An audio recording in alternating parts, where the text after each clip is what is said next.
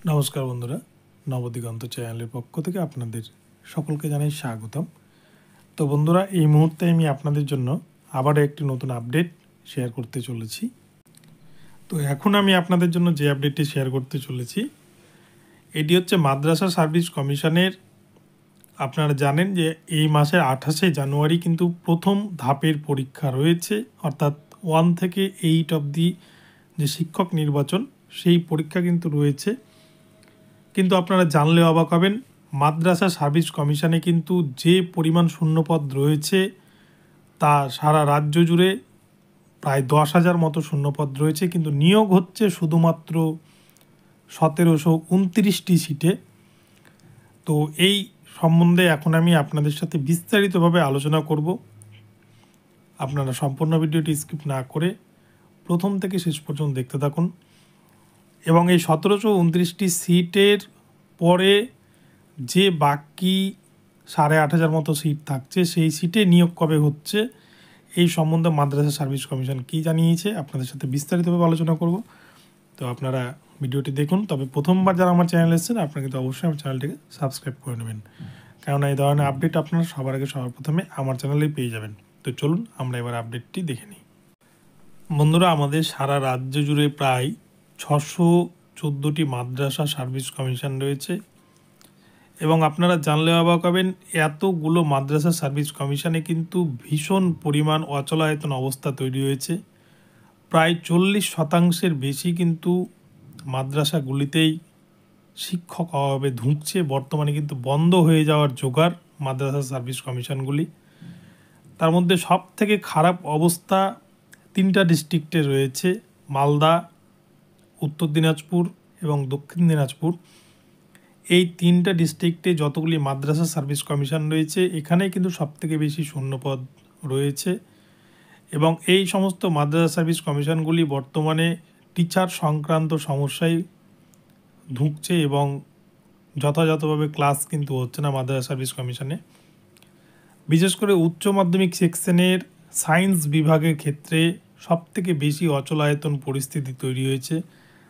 HS লেভেলে সায়েন্সের teacher পাওয়াই যাচ্ছে না এবং যারাও আজ ছিলেন ট্রান্সফারের মাধ্যমে কিন্তু বিভিন্ন স্কুলে চলে গেছেন, ফলে ভীষণ একটা অচলায়তন পরিস্থিতি তৈরি হয়েছে।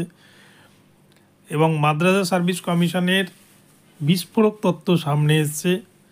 2022 সাল থেকে কিন্তু মাদ্রাসা সার্ভিস কমিশন শিক্ষক নিয়োগের জন্য তারা সরকারের কাছে আবেদন করে এবং সরকার সেখানে তাদের আবেদন মঞ্জুর করে এবং অর্থ দপ্তরে প্রায় 4700 ভ্যাকান্সি অর্থ দপ্তরের অনুমোদন চেয়ে মাদ্রাসা সার্ভিস কমিশনের পক্ষ থেকে পাঠানো হয়। কিন্তু মাদ্রাসা সার্ভিস কমিশনের সেই আবেদন নামঞ্জুর করে দেয় অর্থ দপ্তর।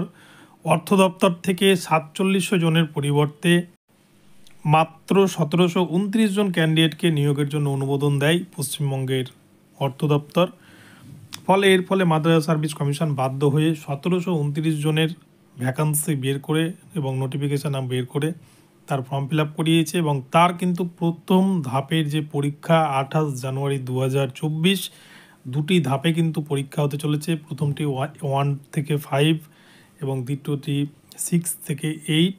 এই দুটি ধাপের পরীক্ষা কিন্তু 28শে জানুয়ারি অর্থাৎ সামনে রবিবারই কিন্তু অনুষ্ঠিত হতে চলেছে এবং তারপরে নবম, দশম এবং একাদশ, দ্বাদশ শ্রেণীর যে পরীক্ষা পদ্ধতি অর্থাৎ এসএলএসটির যে পরীক্ষা পদ্ধতি সেটি কিন্তু মার্চ মাসে অনুষ্ঠিত হতে চলেছে।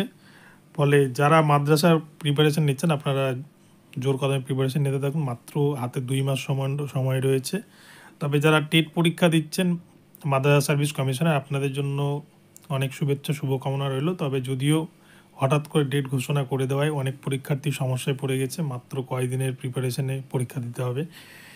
তবে যাই হোক, তো মাদ্রাসা সার্ভিস কমিশনকে এই 1729টি ভ্যাকান্সির বিষয়ে জিজ্ঞেস করা হলে ওনারা বলেন যে তারা অর্থ দপ্তরের কাছে অনুমোদন চেয়ে পাঠালেও মাত্র 1729 জনকেই মঞ্জুর করা হয়েছে এবং বাকি যে সিট অর্থাৎ আরও 3000 জনের কিন্তু অর্থ দপ্তরের অনুমোদন চাওয়া হবে 1729 জনকে নিয়োগ করে দেওয়ার পরেই, এবং তখন বাকি 3000 জনকে নিয়োগ করা হবে, এমনটাই মাদ্রাসা সার্ভিস কমিশনের পক্ষ থেকে জানা গিয়েছে।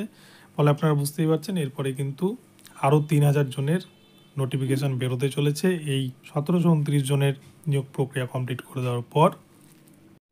তো বন্ধুরা বুঝতেই পারছেন যে 10,000 ভ্যাকান্সি সারা রাজ্য জুড়ে থাকলেও মাদ্রাসা সার্ভিস কমিশনে কেন মাত্র 1729 জনকে নিয়োগ করতে চলেছে মাদ্রাসা সার্ভিস কমিশন। তো এটা সবারই বোধগম্য, কারোর বুঝতে অসুবিধা নেই। তো যাই হোক, এই আপডেটটি আপনাদেরকে শেয়ার করলাম। আপনাদের কেমন লাগলো আপডেটটি আমাকে কিন্তু অবশ্যই কমেন্ট বক্সে জানাবেন, এবং ভিডিওটি ভালো লাগলে আমার চ্যানেলটিকে সাবস্ক্রাইব করে ভিডিওতে লাইক শেয়ার কমেন্ট করতে ভুলবেন না। আপনারা চ্যানেলে নজর রাখুন, প্রতি মুহূর্তে কিন্তু আমি আপডেট নিয়ে আসছি আপনাদের সঙ্গে প্রতি ঘন্টায় ঘন্টায়। ধন্যবাদ, পরবর্তী আপডেটের জন্য অপেক্ষা করুন।